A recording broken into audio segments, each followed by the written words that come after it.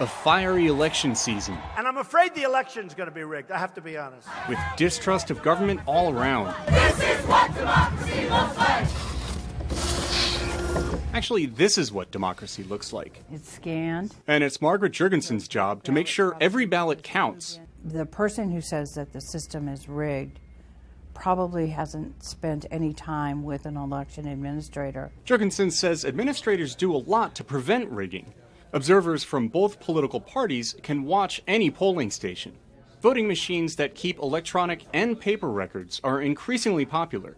Officials can compare the records if they suspect foul play. Not all counties have them, though. Also, officials will audit precincts at random before they certify the election. We compare the number of people that checked in versus the number of ballots that were issued. Then we look at the number of votes that were recorded for the various candidates and compare that to the paper ballots. You can ask for address and date of birth. Voters have to identify themselves before they get ballots.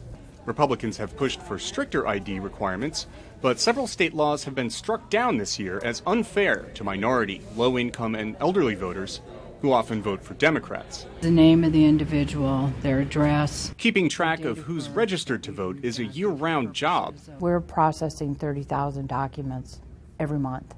So it's not as though we only work 2 days a year. Elections expert John Fortier says these voter rolls are a point of contention. Republicans want more security.